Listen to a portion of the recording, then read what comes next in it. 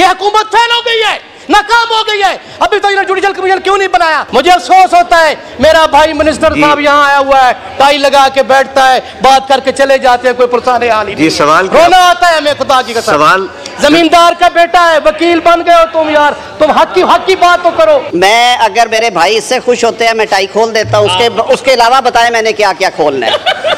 बात ये है नहीं, आप देखें, आप वो बात करें आप। मैं रोऊं, मैं सर पीटूं, मैं क्या करूं? काश्तकार का कोई पुरसाने हाल नहीं है। हुकूमत जो है वो लंबी तान के सोई हुई है। ये मैं समझता हूं इनको कोई होश हवास भी नहीं है इनका। मैं समझता हूं कि ये अवाम का अगर मैंडेट लेके आते तो ये अवाम को मुंह दिखाने के काबिल होते।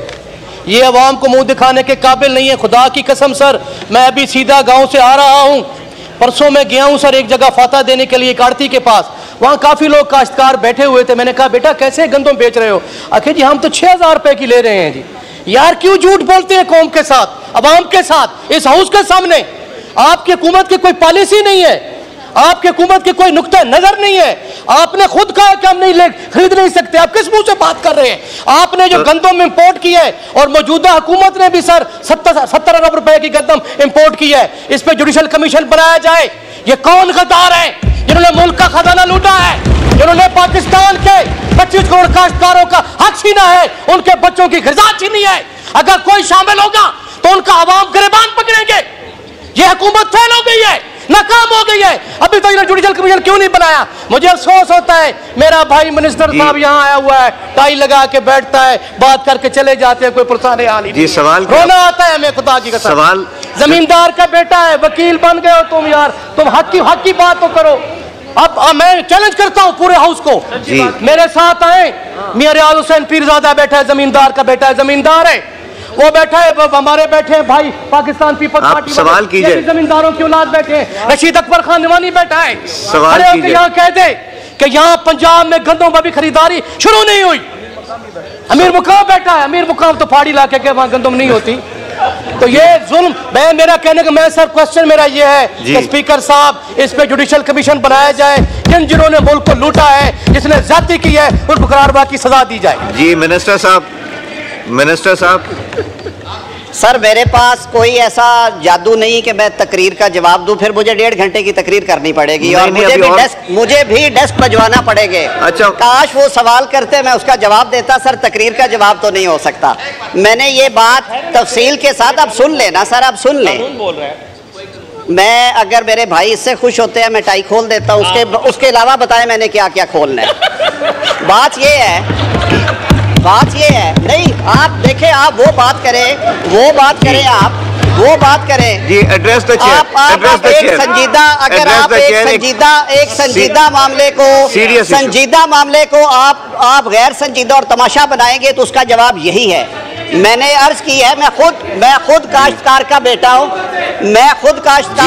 हूं, मेरे से ज्यादा नहीं पता, आपको भी उतना ही पता है जितना मुझे पता है। मैंने अर्ज की है कि जो वफाकी हुकूमत ने मस्ती खेल साहब 40% इजाफा कर सकती थी, हमने कर दिया। हमने रकम जो थी वो कर्ज लेके गंदम खरीदी, इसलिए कि जिस हद तक वफाक जख्मों पे मरहम रख सके रखे। सूबों को वफाक डिक्टेट नहीं करता। आप इसी ऐवान ने 18वीं तरमीम मंजूर की है, सूबों का अपना इख्तियार है। सूबों ने वो कहते हैं जी कि हम 460 अरब का किसान पैकेज दे रहे हैं ताकि वो कॉम्पनसेट कर सके। गंदम खरीद के 22% मार्कअप पे रख के जब फरोख्त की जाती थी तो आटे की कीमत गरीब आदमी के लिए 6000 से तजावज़, 7000 से तजावज़, 8000 से तजावज़ करती रही है। आप सबको मालूम है इस बात का। आटे की कीमत नीचे आई, ज़िम्मेदार परेशान है। अल्लाह बेहतरी करेगा इंशाअल्लाह अज़ीज़। हम सब मिल बैठ के अगर काम करेंगे तो हमारे किसान भाई के लिए बेहतरी होगी और इंशाअल्लाह अज़ीज़ बेहतरी होगी, तकरीरों से नहीं होगी। सप्लीमेंट्री हुसैन तारिक साहब, नहीं करने दें असद साहब, करने दें। ये बहुत इंपॉर्टेंट इशू को हम सीरियस ले जाएं। जी असद कैसर साहब, साहब से इतनी रिक्वेस्ट करता हूं कि आप जुडिशियल इंक्वायरी क्यों नहीं बनाती इसके ऊपर, ताकि पता चल जाए ना, हक़ाइक़ का पता चल जाए कि ये जो डाका डाला गया है, आप ऐलान करें, पता चल जाएगा। जो भी रिस्पॉन्सिबल है उसके खिलाफ कानून के मुताबिक सजा देनी चाहिए। क्योंकि जिसने स्कैंडल किया है वो काबिल गिरफ्त है। हुसैन तारिक साहब सप्लीमेंट्री जी, उनका सवाल ले लीजिए, इकट्ठा जवाब दे दिए। मिनिस्टर साहब का माइक खोलें।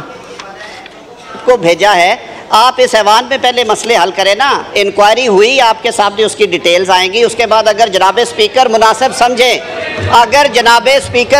समझे, तो आप पार्लियामेंट्री कमेटी बनाइएगा। आप अपने आप को अगर खुद हम बेतौकीर करेंगे और हर चीज़ में अपनी दाढ़ी किसी के हाथ में दे के कहेंगे कि जी वो कर दे, उनका वो काम नहीं है। आइन ने ये काम आपको सौंपा है, हुकूमत को, एग्जेक्टिव को सौंपा है, पार्लियामान को सौंपा है। अपने इख्तियार की कदर कीजिए। कमेटी बनानी है पार्लियामान की बनाए। जी हुसैन तारिक साहब सप्लीमेंट्री। हुसैन तारिक साहब का माइक खोलें जी। हुसैन तारिक साहब आप अपनी सीट पे नहीं है, इनकी कौन सी सीट? हुसैन तारिक साहब। स्पीकर साहब बनाएंगे जी, आ जाते हैं वजीर मौसूफ, आपसे इंक्वायरी शेयर कर लेंगे जी। हुसैन तारिक सर, ये शाहिदा रहमानी की सीट है। हुसैन तारिक साहब। बिस्मिल्लाहिर्रहमानिर्रहीम। बहुत बहुत शुक्रिया स्पीकर साहब, आपने एक बार फिर मुझे बात करने की मोहलत दी, मौका दिया। सर, यहाँ पे जो बात हो रही है, अब मैं पहले भी आपसे ये रिक्वेस्ट कर चुका था, आज मिनिस्टर साहब ने भी ये बात की कि इसके ऊपर एक कमेटी बननी चाहिए थी, और मैंने पहले भी आपको रिक्वेस्ट किया था कि स्पेसिफिक TORs के साथ, ये नहीं कि हम जनरली एक और कमेटी बना लें, लेकिन स्पेसिफिक TORs के साथ। अब 2 महीने गुजर गए, किसान रोड पर है, 2 महीने गुजर गए, हमें ये नहीं पता कि वो किसने ऑर्डर किया कि ये इतनी सारी गंदम आए सर, और वो भी उस टाइम पे गंदम आए जब हमारे किसान की गंदम उस वक्त प्रोसेस सोइंग हो गई थी। अब यील्ड उसका मतलब वो अब हमारा आ गया था, हम उसको हार्वेस्ट कर रहे थे।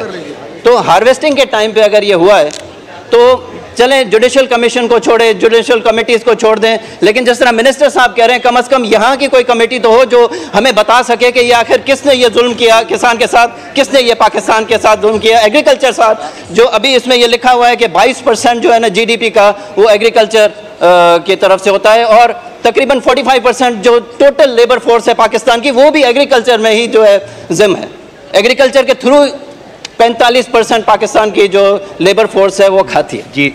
ये हमारा फूड सिक्योरिटी है, पहले हमारा अपना पेट है सर, बाकी सब चीज़ चल जाएगी।